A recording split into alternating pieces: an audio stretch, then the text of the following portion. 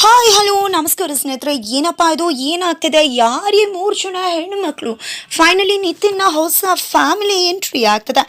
ಈ ಕಡೆ ಮೂವರು ಕೂಡ ಯಾರ ಮನೆಗೆ ಎಂಟ್ರಿ ಕೊಡ್ತಿದ್ದಾರೆ? ಲಕ್ಷ್ಮಿ, ಕೀರ್ತಿ ಹಾಗೆ ಸುಪ್ರೀತಾ ಜೊತೆಗೆ ಅಂಕಿತ್ ಕೂಡ. ಏನಾಗುತ್ತೆ ತಿಳ್ಕೊಬೇಕು ಅಂದರೆ ಈಗಲೇ ನಮ್ಮ ಈ ಚಾನಲ್ನ ಸಬ್ಸ್ಕ್ರೈಬ್ ಮಾಡಿ ಒಂದು ವಿಡಿಯೋವನ್ನು ಪೂರ್ತಿಯಾಗಿ ನೋಡಿ. ಇಲ್ಲಿ ನಿತಿನ್ ಎಂಟ್ರಿ ಕೊಡ್ತಾನೆ. ಫೈನಲಿ ನಿಮ್ಮ ಮಗ ಆಚೆ ಬರಬೇಕು ಅಂದರೆ ನನ್ನ ಹತ್ರ ಒಂದು ಡೀಲ್ ಇದೆ, ಅದಕ್ಕೆ ನೀವು ಒಪ್ಕೊಂಡ್ರೆ ಖಂಡಿತ ನಿಮ್ಮ ಮಗ ಆಚೆ ಬರ್ತಾನೆ ಅಂತ ಹೇಳ್ತಾರೆ. ಅದಕ್ಕೆ ಈ ಕಡೆ ಏನದು ಎಂತು ಅಂತ ಕೇಳ್ತಿದ್ರೆ ಏನಿಲ್ಲ, ಲಕ್ಷ್ಮಿ ನನ್ನ ಕಾಲಿಗೆ ಬಿದ್ದು ಕ್ಷಮೆ ಕೇಳಬೇಕು, ಸಾರಿ ಕೇಳಿದ್ರೆ ನೆಕ್ಸ್ಟ್ ಸೆಕೆಂಡಲ್ಲಿ ನಿಮ್ಮ ಮಗ ಇಲ್ಲಿರ್ತಾನೆ, ಇಲ್ಲ ಅಂದರೆ ನಿಮ್ಮ ಮಗನ ಯಾವುದೇ ಕಾರಣಕ್ಕೂ ಯಾರು ಕೂಡ ಹೊರಗಡೆ ತರೋಕೆ ಸಾಧ್ಯವೇ ಇಲ್ಲ ಅಂತಾರೆ. ಈ ಕಡೆ ಖಂಡಿತವಾಗಿ ಅದೇ ನಿಜ ಅಂತ ಅನಿಸಿದೆ. ಬಿಕಾಸ್ ಇಲ್ಲಿ ಕಾವೇರಿ ಹಾಗೆ ಕೃಷ್ಣ ಇಬ್ರು ಕೂಡ ಹೋದಾಗ ಯಾವ ಒಂದು ಲಾಯರ್ ಕೂಡ ಬೇಲ್ ಆಗೋದು ತುಂಬಾ ಕಷ್ಟ. ಬಿಕಾಸ್ ಅವರ ವಿರುದ್ಧ ಸಾಲಿಡ್ ಪ್ರೂಫ್ ಇದೆ, ನೀವು ಅನ್ಕೊಂಡಾಗೆ ಮಾಡೋಕ್ಕಾಗಲ್ಲ ಅಂತ ಹೇಳಿರ್ತಾರೆ. ಇದರಿಂದಾಗಿ ಮೊದಲೇ ತಲೆ ಕೆಟ್ಟಿದ್ದಂತಹ ಕಾವೇರಿ ಅವ್ರಿಗೆ ನಿತಿನ್ ಹೇಳಿದ್ದೆ ತಡ ಅಮೃತ ಬಂದು ಕೈಗೆ ಸಿಕ್ತು ಅನ್ನೋ ಹಾಗೆ ಬಾಯಿಗೆ ಬಿತ್ತು ಅನ್ನೋ ಹಾಗೆ ಲಕ್ಷ್ಮಿನ ಕ್ಷಮೆ ಕೇಳುವಂತಿದ್ದಾರೆ. ಎಲ್ಲರೂ ಕೂಡ ಶಾಕ್ ಆಗ್ತಾರೆ. ಈ ಕಡೆ ಲಕ್ಷ್ಮಿ ಅಂತೂ ಏನು ನಿನ್ನ ಹತ್ರ ಕ್ಷಮೆ ಕೇಳ್ಬೇಕಾ? ಯಾವುದೇ ಕಾರಣಕ್ಕೂ ನಿನ್ನ ಹತ್ರ ಕ್ಷಮೆ ಕೇಳೋದು ಸಾಧ್ಯನೇ ಇಲ್ಲ. ಯಾಕೆ ನನ್ಗೆ ಹತ್ರ ಎಷ್ಟು ಏಟ್ ತಂದಿದ್ಯಾ? ಯಾಕೆ ರುಚಿ ಕೂಡ ಇನ್ನೂ ನೋಡಬೇಕು ಅಂತ ಆಸೆ ಇದೆಯಾ ನಿನಗೆ?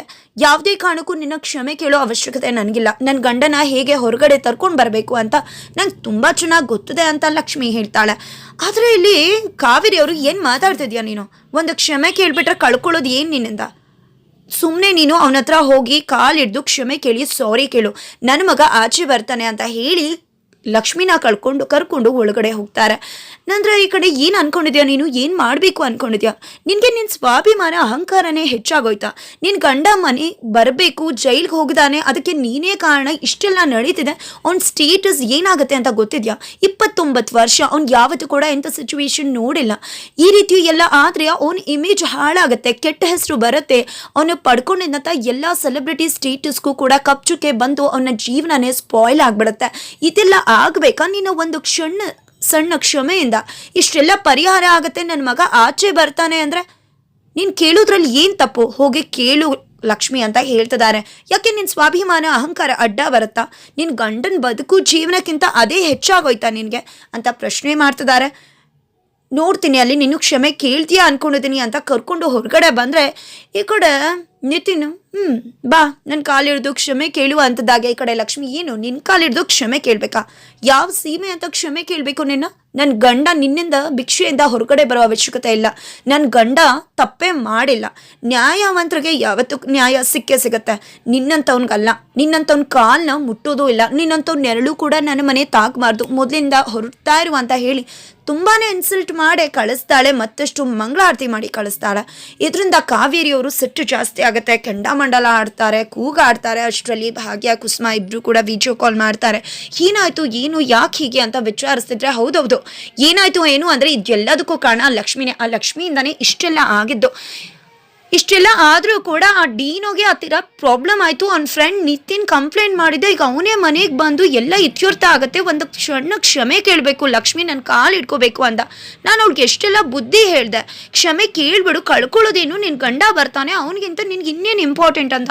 ಆದರೆ ಅವಳ ಬಾಯಿ, ಅವಳ ಅಹಂಕಾರ, ಅವಳ ದುರಹಂಕಾರ ಎಲ್ಲನೂ ಕೂಡ ಹಾಳು ಮಾಡಿ ಅವನ್ನ ಇನ್ನಷ್ಟು ಕೆರಳಿಸಿ ಮನೆಯಿಂದ ಆಚೆ ಅವಮಾನ ಮಾಡಿ ಕಳಿಸಿದ್ರು ಅಂದಾಗ ಏನು ಮಾತಾಡ್ತಿದ್ಯಾ?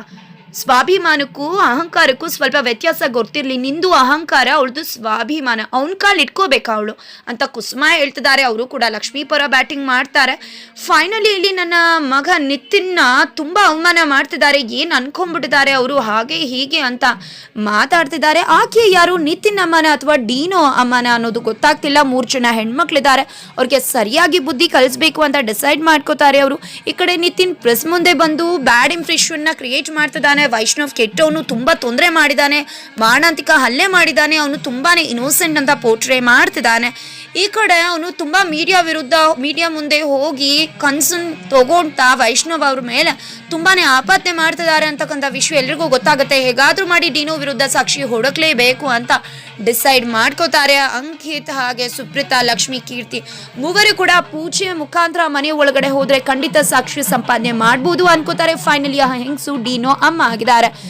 ಇಲ್ಲಿ ಮೂವರು ಹೆಣ್ಮಕ್ಳು ಅಂಕಿತ್ ಜೊತೆಗೆ ನಾಟಕ ಮಾಡಿಕೊಂಡು ಸೆರಗ್ನ ಹಾಕೊಂಡು ಆ ಒಂದು ಪೂಜೆಗೆ ಎಂಟ್ರಿ ಕೊಟ್ಟು ಡೀನು ಮನೆಗೆ ಎಂಟ್ರಿ ಕೊಡ್ತಿದ್ದಾರೆ, ಅವ್ರ ನಿತಿನ್ ಮನೆಗೆ ಎಂಟ್ರಿ ಕೊಡ್ತಿದ್ದಾರೆ. ಒಟ್ಟಿನಲ್ಲಿ ಸಾಕ್ಷಿ ಕಲೆ ಹಾಕೋದಂತೂ ಶ್ರೋತಸಿದ್ಧ. ಅದು ನಿತಿನ್ ಮನೆ ಆಗಿದೆ ಅನ್ಸತ್ತೆ. ಫೈನಲಿ ಸಾಕ್ಷಿ ಕಲೆ ಹಾಕ್ತಾರ. ಏನಾಗುತ್ತೆ ತಿಳ್ಕೊಬೇಕು ಅಂದ್ರೆ ಈಗಲೇ ನಮ್ಮ ಈ ಚಾನಲ್ನ ಸಬ್ಸ್ಕ್ರೈಬ್ ಮಾಡಿ. ಮುಂದಿನ ವೀಚ್ ಮಾಡೋದನ್ನ ಮರಿಬೇಡಿ.